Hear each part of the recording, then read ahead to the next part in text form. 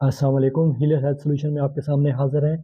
आज का जो हमारा मौजू है या टॉपिक है वो है डेंगू फ़ीवर यानी कि डेंगू का बुखार। क्योंकि गुज़िश्ता कुछ दिनों में पंजाब ख़ुसूसन रावलपिंडी और लाहौर में डेंगू का मर्ज़ बहुत तेज़ी से सर उठा रहा है। इसी वजह से हुकूमत पाक ने पंजाब ने कोई गुज़िश्ता दिनों एक डेंगू के बारे में हाई अलर्ट भी जारी किया और एक नोटिफ़िकेशन जारी किया है, जो है कि डेंगू से जो है ना इमरजेंसी मैनेजमेंट में किस तरह निपटा जाए। तो आज इसलिए इस मौजू पर बात कर रहा हूँ। और वीडियो के आखिर में एक आपको ख़ास टिप दूँगा इसके बारे में जो आपके लिए इंतहाई फ़ायदेमंद होगी, इसलिए आपने ये वीडियो पूरी देखनी है, इससे इंशाल्लाह आपको मालूमात मिलेगी। बेसिकली डेंगू जो होता है ये एडिस नामी एक जरासीम होता है या वायरस होता है, उसके ज़रिए जो है एक मच्छर से इंसान में दाखिल होता है। इसका जो इंक्यूबेशन पीरियड या दौरानिया होता है वो 7 दिन से लेकर 10 दिन तक होता है।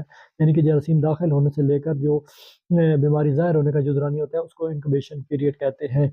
और जो है ये इसकी अगर अलामात की बात करें तो इसकी अलामात में जो है सबसे पहले बुखार पेशेंट को बहुत ज़्यादा तेज़ होता है और बुखार 103, 104 तक भी जा सकता है। इसके साथ पेशेंट को बहुत ज़्यादा हेडेक यानी कि सर में शदीद दर्द होता है और उसकी आँखों में बहुत ज़्यादा शदीद दर्द होता है। पेशेंट को पेट में दर्द रहता है। इसके साथ पेशेंट को वॉमिट या मतली या कै भी साथ आती है और अक्सर पेशेंट को मोशन यानी कि जो उनका पेट भी ख़राब हो जाता है और उसके साथ पेशेंट को अक्सर जोड़ों में और पट्ठों में बहुत ज़्यादा शदीद किस्म का दर्द होता है और पेशेंट को अक्सर देखा गया है कि चक्कर भी आते हैं और उनका ब्लड प्रेशर भी लो हो जाता है।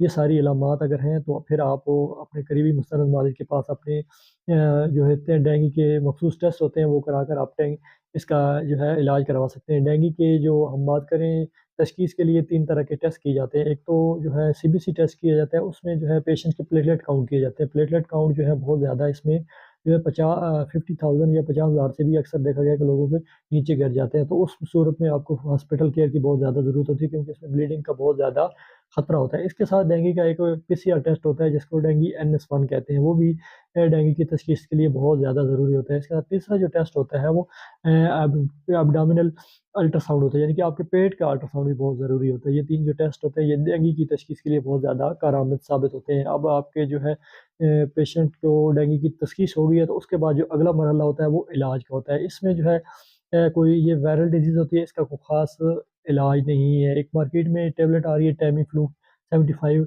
एमजी, ये इसकी जो है इलाज के लिए काफ़ी ज़्यादा कारआमद साबित हुई है, तो ये लोग यूज़ कराते हैं। ये आपने सुबह-शाम एक-एक जो है ना टैबलेट 5 दिन के लिए डॉक्टर के मशवरे से इस्तेमाल करनी है। इसके साथ जो है आप पेशेंट को विटामिन सी का बहुत ज़्यादा इस्तेमाल कराएँ। विटामिन सी में केला, किन्नू, माल्टा, संतरी, लीमू इन चीज़ों में विटामिन सी बहुत ज़्यादा होता है या फ्रेश जो जूस होता है वो आप पेशेंट को ज़्यादा इस्तेमाल करें। जो तीसरी इसमें इसका इलाज है वो आप पेशेंट को बेड रेस्ट यानी कि 1 हफ़्ते की मुकम्मल रेस्ट कराएँगे और उसको और चौथे नंबर पे आपने पेशेंट को बताना है कि टेक प्लेंटी ऑफ वाटर, यानी कि आपने पानी का इस्तेमाल रूटीन से बहुत ज़्यादा करना है, ठीक है ना? उससे भी आप जो है जल्दी रिकवर कर सकते हैं। इसके साथ आप विटामिन सी के लिए मेडिसिन भी साथ यूज़ कर सकते हैं, कोई भी जैसे सिकोन टैबलेट वगैरह है, वो आप साथ पेशेंट को यूज़ करा सकते हैं। अगर पेशेंट को बुखार है तो आप पैनाडोल या जो है फेब्रोल जो भी ईज़िली आपको अवेलेबल है या मेफनिक डीएस टैबलेट वो आप यूज़ करा सकते हैं। साथ आप पेशेंट को अगर बुखार बहुत ज़्यादा तेज़ है, कंट्रोल नहीं हो रहा, तो आप साथ में पैरासिटामोल इन्फ्यूज़न भी पेशेंट को जो है वो लगा सकते हैं ताकि उसके बुखार को फ़ौरन कम किया जाए। बाकी इसका जो बुखार होता है वो कुछ दिन तक रहता है क्योंकि ये वायरल इन्फेक्शन डिज़ीज़ है, इस जो है 7 दिन कम से कम जो है इसका दौरानी होता है और पेशेंट को जो है कमज़ोरी और वीकनेस बहुत ज़्यादा हो जाती है इसमें और पेशेंट की जो है उसके बाद जो है रिकवरी का मरहला वो थोड़ा-सा लंबा होता है पेशेंट का। इसके बाद हम डाइट का बताते हैं, वो पूरा प्लान जो है आपको अगर चाहिए तो आप नंबर होगा व्हाट्सएप, उस पे आपने रब्ता करके वो आपने प्लान प्लान मँगवा लेना है। इसके बाद हम बात करेंगे इसकी जो है इलाज के बाद एहतियाती तदाबीर की। इसकी एहतियाती तदाबीर में पेशेंट को अभी चूँकि पाकिस्तान में जो है डेंगू का मर्ज़ या मलेरिया का मर्ज़ जो है ये अगस्त से लेकर अक्टूबर के महीनों में ज़्यादा पाया जाता है क्योंकि इन दिनों में मच्छर बहुत ज़्यादा होता है। ये जो मच्छर होता है ये साफ़ पानी में ज़्यादा पाया जाता है। आपके अपने इर्द-गिर्द कोई घर के में या घर से बाहर कोई ऐसा पानी खड़ा हुआ है तो आप फ़ौरन उसको मतलब एक डिस्पोज़ ऑफ करें, उसको ख़त्म करें। इसके साथ आप जो है देखें टायरों आपके नज़दीक कोई टायरों वगैरह की दुकान है या इस तरह का कोई यहाँ पे वो पानी खड़ा है तो वो आप उसको फ़ौरन ख़त्म करें।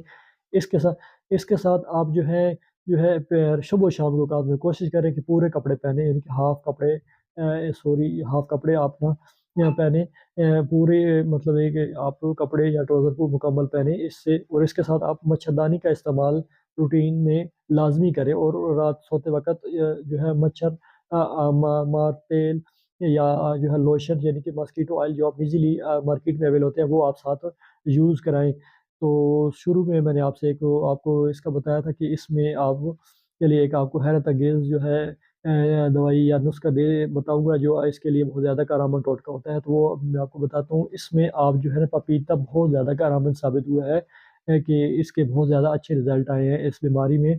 डेंगू को जल्दी जो पेशेंट रिकवर होते हैं हमने देखा है कि जिन पेशेंट को पपीता यूज़ कराया जाता है वो जो इजीली मिल जाता है। ये आप उनको यूज़ कराएं। उसके साथ ग्रीन टी, ये दो जो चीज़ें हैं ये बहुत ज़्यादा कारगर साबित हुई है। तो आप ये दोनों चीज़ें पेशेंट को यूज़ करा सकते हैं। उम्मीद करता हूँ आपको मेरी ये आज की वीडियो अच्छी लगी होगी। अगर ये वीडियो अच्छी लगे तो इसे लाइक शेयर और सब्सक्राइब ज़रूर करें ताकि इस तरह की मज़ीद मालूमाती वीडियोज़ आपको मिल सकें। तो अपना और अपने अज़ीज़ों को ख्याल रखें। भाई को दें इजाज़त, दुआ में याद रखिएगा। अल्लाह हाफ़िज़।